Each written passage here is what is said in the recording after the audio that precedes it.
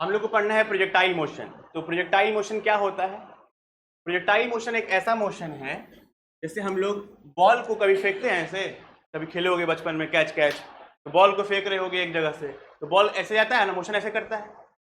ऐसा मोशन जो इस ऐसा मोशन हो उसको क्या बोलते हैं? Projectile motion. समझ गए ना? तो अगर हम इसी को ऐसे फेंकें तो कैसे जाएगा? ऐसे जा रहा है। क्या ये स्ट्रेट लाइन पे जा रहा है? नहीं, ये ऐसे उड़ के जा रहा है। तो सर ये कोई भी ऐसा मोशन हो उसको बोलते हैं प्रोजेक्टाइल मोशन। उसके बारे में क्या बोला गया है? When an object is given with some initial velocity. Starting में हम लोग क्या दे रहे हैं उसको? Initial velocity. सर स्टार्टिंग में इसको हम लोग दे रहे हैं इनिशियल वेलोसिटी। ठीक,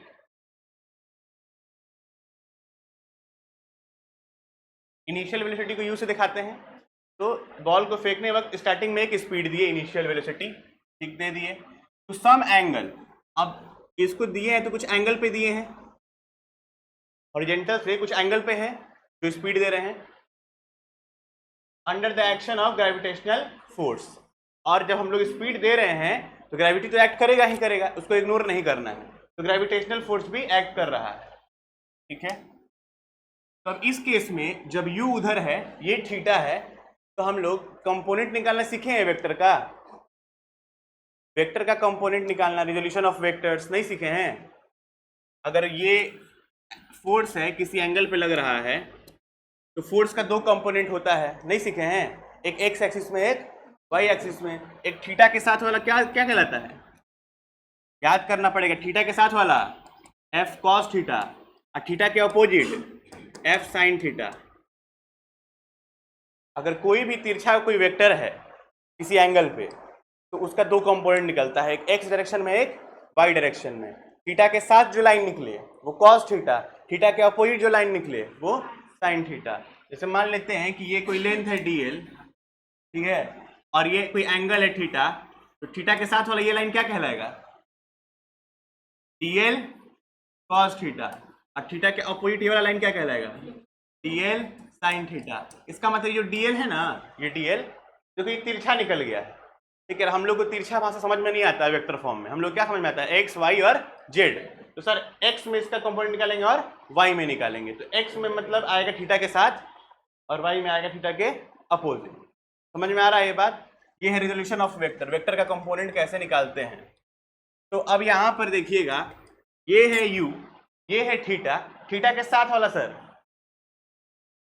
F cos theta, F cos theta के साथ वाला u कॉस थीटा, थीटा के अपोजिट u साइन थीटा। मतलब सर हम लोग दो चीज निकाल दिए। ये इनिशियल वेलोसिटी जो है उसका x डायरेक्शन में, ये कौन सा डायरेक्शन है? x, तो ux निकाल दिए। और सर ये क्या है? इतना बात समझ में आ रहा है? और सर ux uy निकल गया और ये बॉल ऐसे गया, बस चला गया। ये वाला y एक्सिस है, ये वाला। तो अभी तक हम लोग बस ये समझे कि प्रोजेक्टाइल मोशन होता क्या है। तो प्रोजेक्टाइल मोशन एक ऐसा मोशन है जहां पर हम लोग किसी ऑब्जेक्ट को स्टार्टिंग में एक इनिशियल वेलोसिटी देंगे किसी एंगल, ठीक है, किसी एंगल पे एक स्टार्टिंग में इनिशियल वेलोसिटी देंगे, तो उसी और ग्रेविटी के अंदर वो जा रहा है ऑब्जेक्ट, उसको कहते हैं प्रोजेक्टाइल मोशन। अब ये जो मोशन हुआ है प्रोजेक्टाइल का, ठीक है, ये जो मोशन हुआ है इसमें हम लोग को कुछ कुछ बात जानना है। जैसे क्या जानना है? तो मालूम चल ही गया है, initial speed in Y direction u sine, initial speed in X direction u cos theta. के बाद हम लोग को जानना है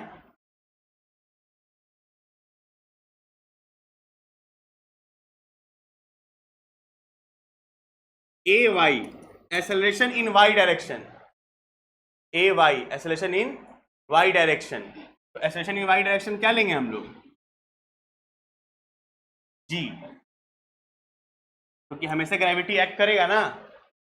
A Y, A x, x direction में एक्सेलरेशन, वेरी गुड, लिखवाए थे क्या हम? एक्स डायरेक्शन में जीरो। ये कुछ बातें हैं जो हम लोग को मालूम चला है, तो ये बात लिख लो कि प्रोजेक्टाइल मोशन के अंदर एक्सेलरेशन क्या होता है वाई डायरेक्शन में। और कल हम लिखवाए थे इक्वेशन ऑफ मोशन, याद है? हर इक्वेशन ऑफ मोशन दो दो डायरेक्शन में हो रहा था। इसीलिए हम लोग को ये भी चीज साइन थीटा, तो दिख रहा है ना कि you y u sine theta है, कंपोनेंट निकाले, और you x you cos theta. अब ए वाई प्लस माइनस जी, तो प्लस माइनस जी है और ए एक्स जीरो है, क्योंकि एक्सेलरेशन एक्स डायरेक्शन में वेलोसिटी चेंज नहीं हो रहा है, इसीलिए ए एक्स कितना है, जीरो है। इधर यू कॉस थीटा हमेशा देखो, मतलब सर यहाँ भी जाएंगे ना, तो यहाँ भी जाएंगे तो एक्स डायरेक्शन में कितना स्पीड होगा, यू कॉस थीटा हमेशा ही रहने वाला है। जब एक्स डायरेक्शन में स्पीड ही नहीं चेंज हो रहा है तो एक्सेलरेशन कुछ होगा नहीं होगा, क्योंकि एक्सेलरेशन क्या होता है, change in velocity, rate of change in velocity, कि पहले 2 था बाद में 5 हो गया, तो एक्सेलरेशन प्रोड्यूस हुआ ना 5 माइनस 2 बाई टाइम। लेकिन यहाँ पे क्या है कि हमेशा हर पॉइंट पे यू एक्स डायरेक्शन में कितना है, यू कॉस थीटा ही है, तो इसीलिए ए एक्स जीरो है। A why sir plus minus जी कैसे हो गया, क्योंकि सर इस पे लिखा हुआ है कि ग्रेविटेशनल फोर्स लग रहा है, तो ग्रेविटी हमेशा नीचे क्या करेगा, एक्ट करेगा, तो ग्रेविटी एक्ट करता है सर, तो एक जी वाला फैक्टर ऐड होता है। तो सर ये प्लस माइनस जी, मतलब अगर बॉल को फेंके तो ऊपर तक रहा, मतलब यहां से यहां तक रहा, तो ऊपर जा रहा है ना, ऊपर जा रहा है, तो हम लोग जी को अपने हिसाब से साइन कन्वेंशन के हिसाब से तुम लोग प्लस मान सकते हो, ठीक, ऊपर जा रहा है ना तो प्लस माने, और जब नीचे आ रहा है तो माइनस मान सकते हो कि माइनस जी, इसीलिए क्या लिखा हुआ है, प्लस माइनस जी, कि हाफ जर्नी के लिए। अच्छा देखो यहां से स्पीड बढ़ा एक्सेलरेशन बढ़ा यहां तक आ गया। अच्छा यहाँ पे वेलोसिटी क्या होता है, किसी को मालूम है, जीरो। जैसे ये उड़ के पहुंचा एक पॉइंट तक, तो वेलोसिटी यहाँ पे क्या हो जाएगा, जीरो, तभी ना फिर नीचे आएगा। मान लो कि जीरो नहीं हुआ तब तो रुकेगा, कभी ऊपर जाते रहेगा, कभी रुकेगा ही नहीं। जहां पे ये रुक गया वहां पे स्पीड क्या हो गया, जीरो। ऐसे फेंके स्पीड जीरो, फिर नीचे स्पीड बढ़ेगा, सर यहाँ पे स्पीड क्या हो जाता है, जीरो। ये भी एक चीज जानने वाला चीज था। और एक और बात जान जाइए, जो एक्स डायरेक्शन में ये जो दूरी है, वो कहलाता है रेंज। क्या कहलाता है, रेंज। एक्स डायरेक्शन में जितना भी दूर जाएगा वो कहलाता है रेंज। प्रोजेक्टाइल मोशन का एक बेहतरीन सा एग्जांपल बताइए क्या हो सकता है, प्रोजेक्टाइल मोशन का एक एग्जांपल, ऐसा कोई मोशन सोचो ना जो हम लोग दे पाए एग्जांपल में।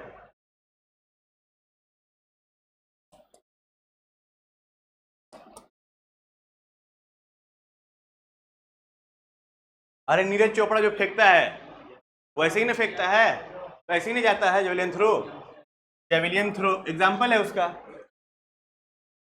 भाला फेंक, क्या फेंकता है कुछ तो, जेवलियन थ्रो है वो, एक डंडा लेके आता है ऐसा फेंक देता है वो। ये प्रोजेक्टाइल मोशन का एक एग्जाम्पल है। अब यहां से हम लोग को पहला सवाल मिल रहा है कि ये जो मोशन हो रहा है, प्रूफ करना है इसको, ये जो मोशन हो रहा है वो पैराबोलिक हो रहा है। तुम लोग को दिख रहा होगा कि हाँ ये पैराबोलिक मोशन है, लेकिन इसको प्रूफ करना है कि ये पैराबोलिक कैसे है।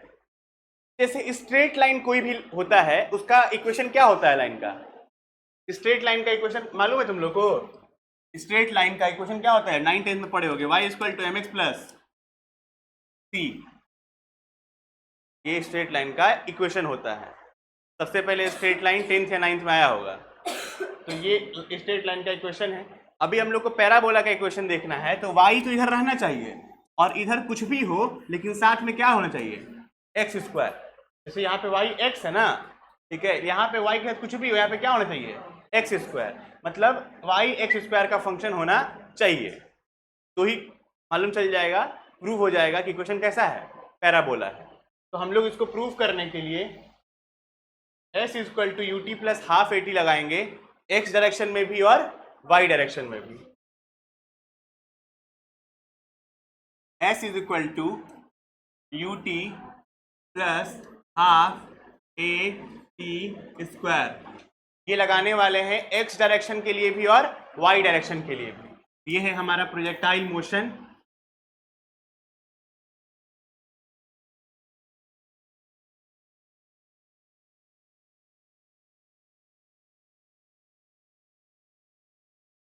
अब हम लोग को इस प्रोजेक्टाइल मोशन के बारे में बहुत कुछ मालूम भी है, मालूम है ना, तो हम लोग पहले x डायरेक्शन के लिए सब कुछ लगाएंगे। x डायरेक्शन के लिए हर जगह x कर दिए, अब x के लिए सब कुछ लगाते हैं, एस एक्स मतलब डिस्प्लेसमेंट इन x डायरेक्शन। मान लेते हैं कि x है, रेंज होता है, बताया था ना, ये रेंज कहलाता है। मान लिए कि x है, इक्वल टू यू एक्स। कितना होता है यू एक्स? सर दिया हुआ है U cos theta. Sir U X है U cos T plus half A X. A X कितना होता है सर? अभी तो आप बताए हैं ए एक्स कितना होता है, 0 होता है। तो सर 0 पुट कर देंगे चुपचाप हम लोग। सर अब बात ऐसा है कि 0 हो गया तो ये पूरा टर्म क्या बन गया? 0। अब यहाँ से आया x is equal to u cos theta t. अब हम लोग को t का वैल्यू निकालना है, तो t यहीं पे छोड़िए, x ये पूरा का पूरा यहाँ पे क्या आ जाएगा? डिवाइड में u कॉस थीटा। तो t is equal to value आ गया x upon you cos theta. अब ये सारा चीज हम लोग y डायरेक्शन के लिए लगाएंगे। तो आप लोग y डायरेक्शन के लिए खुद से बताइए, इन y डायरेक्शन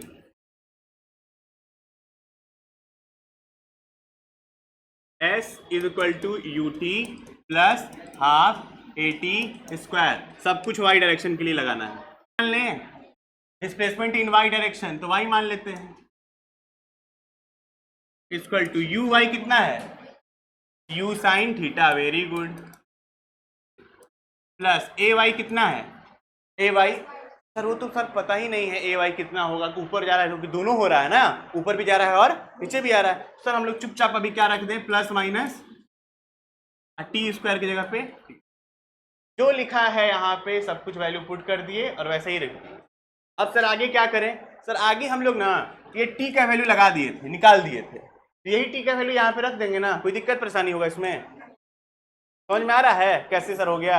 ऐसे मान लो कि बॉल को हम लोग ऊपर फेंके, ठीक है, ऊपर फेंके ऐसे, और 3 सेकंड बाद जमीन पे वो नीचे आ गया, ठीक है, तो सर वो डायरेक्शन ऊपर के लिए भी तो 3 सेकंड बाद ही आया होगा। अगर नीचे के लिए 3 सेकंड बाद जमीन पे पड़ता तो ऊपर के लिए भी 3 सेकंड बाद ही होगा। तो सर टाइम तो सेम रहने वाला है, तो जहां जहां टी है, जहां जहां टी है वहां वहां क्या वैल्यू पुट कर दें? X upon you cos theta कर दीजिए पुट।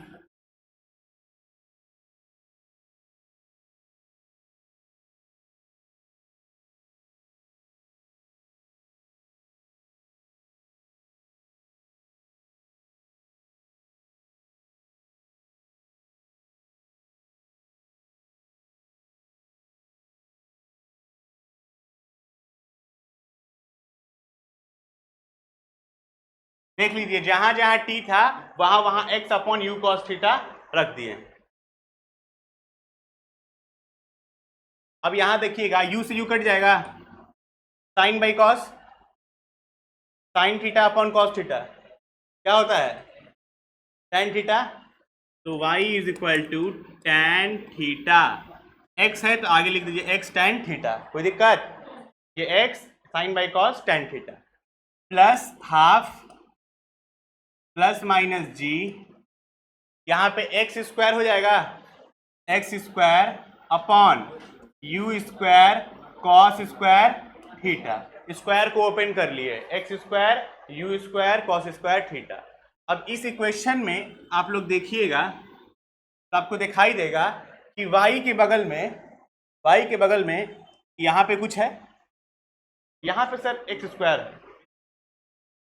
सर हम लोग y is equal to m x plus a x square लिख सकते हैं इसको tan थीटा को m मान लो, एम एक्स, और इन सबको क्या मान लिए?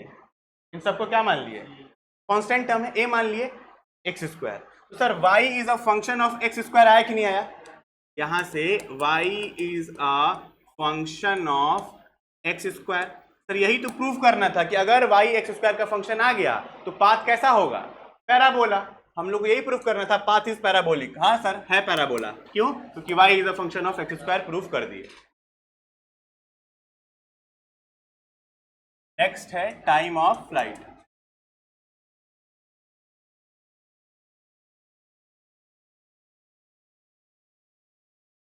हो सकता है कि तुम लोग को एक्स वाई उतना पसंद ना हो, तो देख के थोड़ा सा घबराहट हो रहा होगा, सर क्या सब एक्स वाई यू कोस्टस, लेकिन है बहुत सिंपल सा, है ना विकास?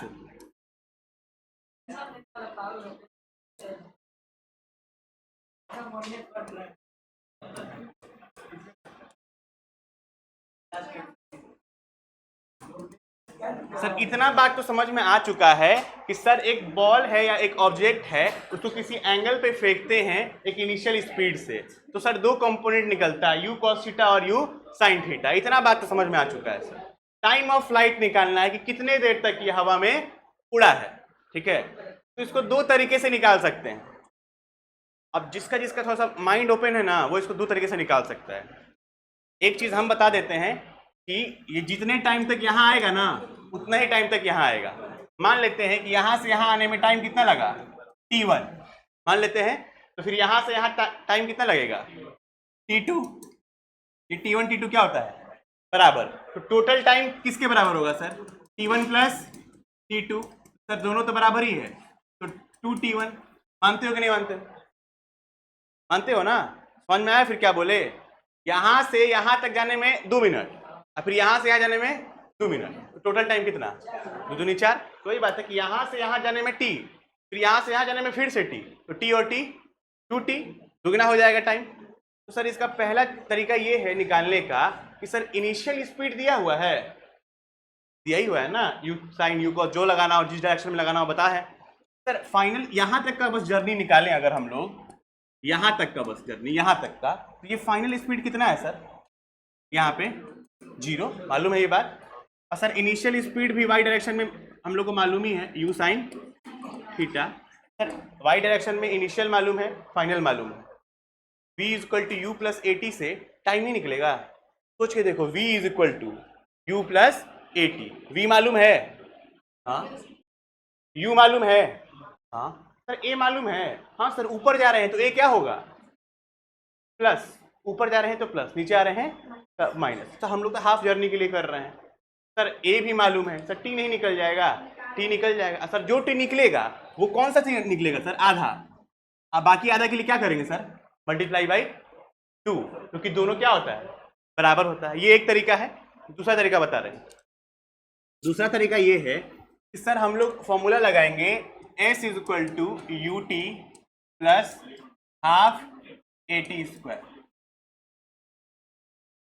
अब ये जो फॉर्मूला हम लोग लगाए हैं s is equal to half a t square, हम लोग सब कुछ किसके लिए निकालेंगे, y डायरेक्शन के लिए, ठीक है। निकालना क्या है, टाइम निकालना है ना। तो sir s y, displacement in y direction, बताइए कितना होगा, displacement in y direction, displacement in y, मान लेते हैं कि ये जमीन है, यहाँ पे रखा हुआ है, ठीक है, ठीक। अब y डायरेक्शन मतलब ये वाला, अब इसको फेंके, ये उड़ के यहीं पे आ गया, displacement in y direction 0। Sir जमीन से उठा, जमीन पे आया, डिस्प्लेसमेंट इन y 0। अब तुम लोग बोले सर यहाँ से उठेगा तो यहाँ न जाएगा, तो डिस्प्लेसमेंट कुछ तो हो रहा है ना। अरे बाबू, ई डिस्प्लेसमेंट क्या कहलाता है, रेंज, x डायरेक्शन का डिस्प्लेसमेंट है, y का तो नहीं है। y एक्सिस पे तो 0 पे था पहले भी, अब बाद में भी आके कहाँ रहा, 0 पे ही रहा। और डिस्प्लेसमेंट कहाँ हो रहा है, x में यहाँ से यहाँ आ गया, y तो यहाँ था वहीं पे रह गया। समझ में आ रहा है ना।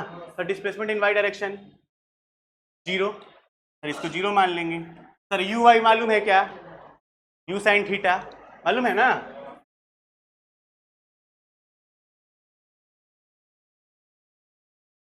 अब इसमें एक अपवाद मान लेना है हम लोग को कि हम लोग ए वाई को, क्योंकि दोनों चीज कर रहा है, प्लस का भी और माइनस का भी हम लोग माइनस मानते हैं, एक अपवाद है, हम लोग माइनस मानते हैं। तो माइनस मान लिए, माइनस जी टी स्क्वायर। देखो कितना आसान है, s equal to u t plus half a t लगाए, एस 0 हो गया, प्रूफ कर दिए कैसे, u y u sine theta, t का t a y minus g. अब इसको हम लोग को क्या करना है, प्रूफ करना है। वीडियो आ जाएगा बाबू। ये तो अब देखो 0 यू साइन थीटा टी, ये माइनस है ये प्लस है, तो माइनस आ गया, हाफ जी टी स्क्वायर।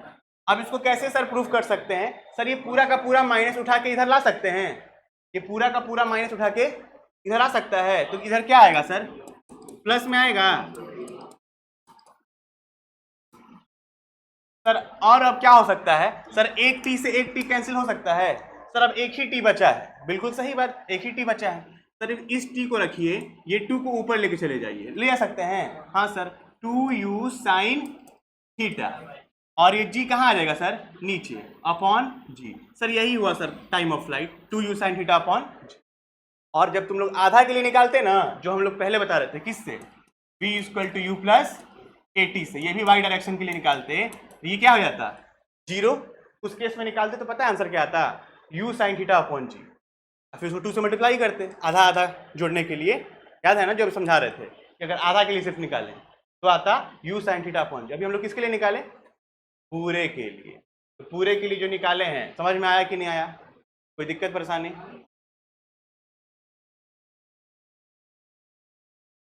अब जिसको मन है वो इस तरीके से भी निकाल के देख सकता है, अपने आप पे भरोसा होगा।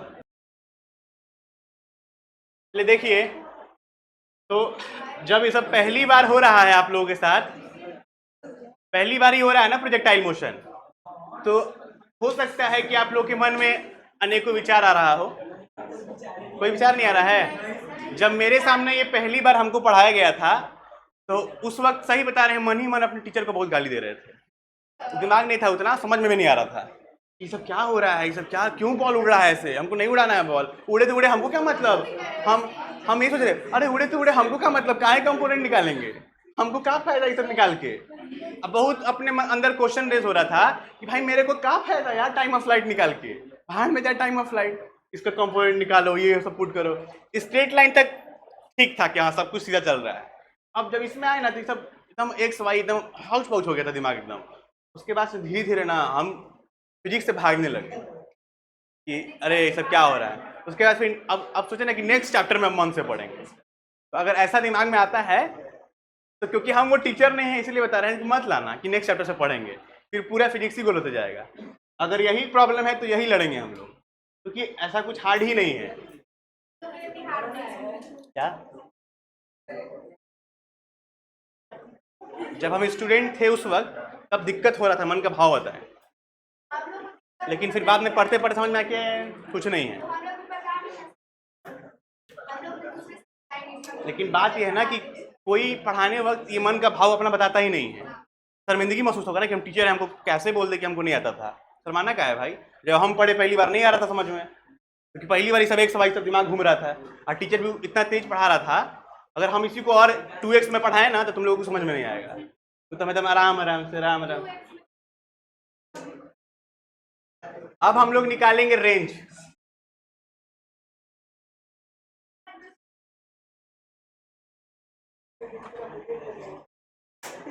अब हम लोग निकालेंगे रेंज, हम लोग नहीं, अब आप लोग निकालेंगे रेंज।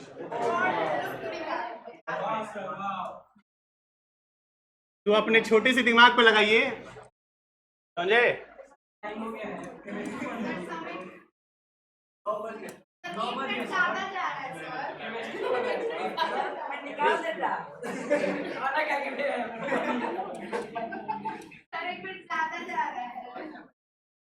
कहीं लिखा हुआ था क्या कि इतने ही देर के फिजिक्स चलेगा?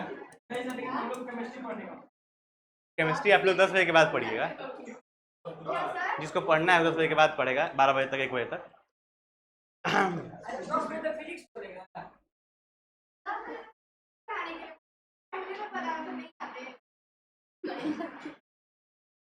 चलिए, ये अगर थीटा है, ये u cos थीटा है, ये u sin थीटा है। हम लोग को x डायरेक्शन में निकालना है रेंज। तो रेंज निकालने के लिए क्या करेंगे सर? x डायरेक्शन में निकालना है ना कि कितना गया है। तो डिस्टेंस का फॉर्मूला, डिस्प्लेसमेंट का फॉर्मूला क्या होता है बताइए?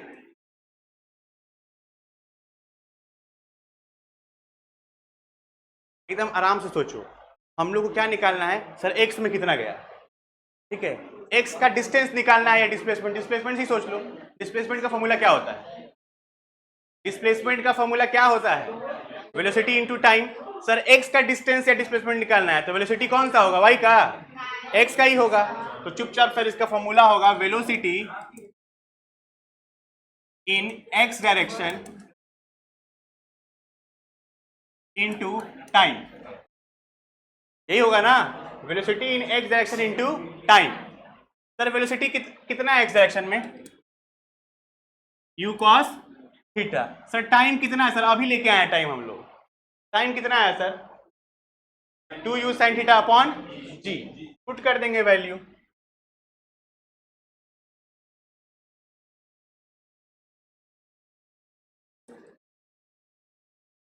To U square two sine theta cos theta upon G, यही आएगा ना। देखिए u into U square sine theta cos theta upon G. अब एक फॉर्मूला है मैथ का, two sine theta cos theta क्या होता है?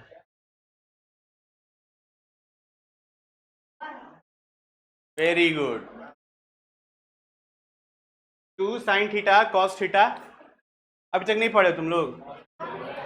10th में पढ़ लिए होगे। जो पढ़ा होगा तो 10th में कोई फॉर्मूला पढ़ा होगा, और जो नहीं पढ़ा हुआ वो तो उसका विकास ही मालिक। ये बात two sine theta cos theta formula होता है sine two theta.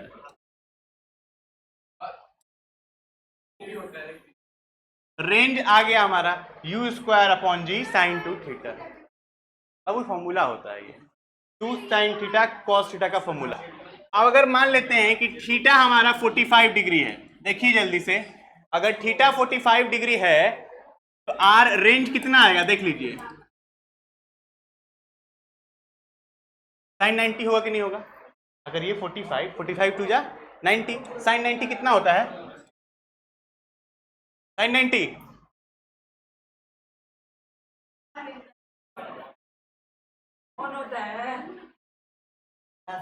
Very good. अब हमको समझ में आया विकास। तो साइन 90 अगर 1 होता है तो आंसर कितना आ गया? यू स्क्वायर अपॉन जी। ये जो होता है ना आर, ये आर मैक्सिमम आएगा, मतलब ये रेंज मैक्सिमम है यू स्क्वायर अपॉन जी। तो आप समझिएगा कि अगर नीरज चोपड़ा जो थ्रो फेंकता है वो अपने आप को कितने एंगल पे जोड़ता है? 45। अगर हम लोग 45 डिग्री पे ऐसा रख के किसी भाला को फेंकेंगे, 45 डिग्री पे रख के फेंकेंगे तो सबसे ज्यादा दूर जाएगा। तो अगर एंगल 45 डिग्री है तो रेंज सबसे ज्यादा होगा। समझ में आ गया? देखो ये बात अपनी जिंदगी में समझना जरूरी है। देखो एक बार, अबे देखो, अगर हम लोग ये चीज है, ये हम लोग एक बार ऐसे फेंके, ठीक है, नॉर्मली ऐसे फेंके, यहीं पे गया, ठीक है, फिर अगर हम लोग इसको थोड़े से एंगल दूर करके फेंके तो यहीं पे गया, लेकिन अगर इसको हम लोग 45 डिग्री में फेंकेंगे ना तो ये चला जाएगा गोलंबर।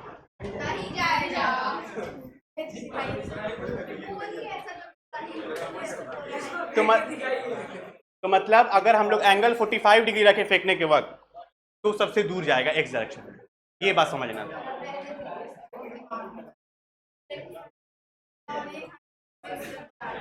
बाबू 9 बज रहा है, अभी हम 8:10 में स्टार्ट किए हैं पढ़ाना। नहीं हुआ है, 5 मिनट है। एक लास्ट चीज, हाइट बस बताना है, सब हो गया। लास्ट टॉपिक है हाइट। जैसे जैसे ये रेंज निकाले हैं ना वैसे हाइट है बस। क्या? नहीं, हमको पता है कितना पढ़ाना है।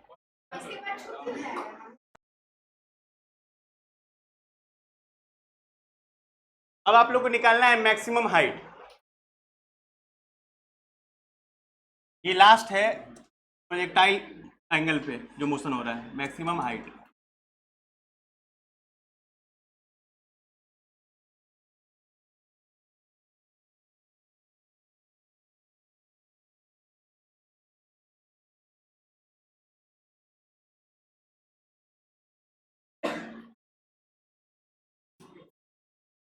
चलो एक बात बताइए, अगर हम लोग मैक्सिमम हाइट निकालेंगे तो क्या उस वक्त हम लोग को एक्स डायरेक्शन से कोई जरूरत है? Very good. रेंज के लिए जरूरत था, हाइट के लिए नहीं है। सर हम लोग को वाई डायरेक्शन में जरूरत है। सर हम लोग यहीं तक का जो जर्नी यही ना मैक्सिमम हाइट है, तो यहाँ पे स्पीड कितना हो गया सर? सर हम लोग को वी वाई पता है 0, यू वाई पता है u sine theta. Sir a y हम लोग -g मान लेंगे, तो ठीक है। उसके बाद हम लोग उसको सॉल्व करेंगे। v equal to u plus a t से करेंगे तो क्या आएगा? नहीं, सेकेंड इक्वेशन, थर्ड इक्वेशन लगाइए। थर्ड लगाइए क्योंकि एस निकालना है, मैक्सिमम हाइट। मैक्सिमम हाइट निकालना है तो 2as equal to v square minus u square, सब कुछ कौन से डायरेक्शन में होना चाहिए, वाई। समझ में आ रहा ना भाई, क्यों कि हाइट एक्स में थोड़े ना रहेंगे, थोड़े ना, सब कुछ वाई में। सर अब देखिए यू वाई मालूम है क्या, वी वाई मालूम है क्या, 0। सर यू वाई मालूम है क्या, यू साइन थीटा। सर 2 पता ही है, ए वाई पता ही है, एस एस क्या लिखे यहाँ पे, एस क्या लिखे यहाँ पे, मैक्सिमम हाइट, एस की जगह पे एच मैक्स, हम लोग को यही निकालना है। तो सॉल्व कर दीजिए, अब इतना आसान तो है ना, आसान। फॉर्मूला लगाए 2as v square minus u square. Sir v y मालूम है 0, सर यू वाई मालूम है यू साइन थीटा, और सर एस मतलब maximum height, a y minus g, 2 की जगह पे 2 minus 2g h max equal to minus u square sine square theta. ठीक, माइनस से माइनस कट गया। ठीक सर, ये 2g, वेरी गुड, बस यही आंसर है, H max you square sine square theta by 2g, ये हमारा आंसर। समझ में आ गया। हम लोग ये सब प्रूफ कर रहे थे, ठीक है सर। प्रूफ क्यों कर रहे थे, क्योंकि इस चैप्टर में न्यूमेरिकल आता है, और न्यूमेरिकल में ना वैल्यू दिया रहेगा, यू वाई नहीं दिया रहेगा, दिया रहेगा 5 मीटर पर सेकंड से फेंका गया है, ये 5 दे देगा, ठीक है। यहाँ पे दे देगा एंगल 30 डिग्री, अगर ये 5 ये 30 तो ये निकल जाएगा 5 कॉस 30 5 साइन 30, तो वैल्यू के फॉर्म में फिर निकालना हो, क्वेश्चन देगा टाइम निकालिए, हाइट निकालिए, तो हम लोग पूरा थोड़ी ना सॉल्व करना है, अब नहीं, बस ये फॉर्मूला याद करना है। ये प्रूफ करने नहीं पूछेगा, तो बस फॉर्मूला ही पूछेगा ना क्वेश्चन देके। लेकिन अगर मान लो किसी को फॉर्मूला नहीं याद है, तो हम लोग ये सीख जाएंगे, तो हम लोग इससे भी कर सकते हैं। तो आपको यहाँ तक समझ में आ गया होगा। वीडियो अच्छा लगा तो अपने दोस्तों में शेयर कीजिएगा। मिलते हैं अगले वीडियो में, तब तक के लिए bye bye, take care, see you.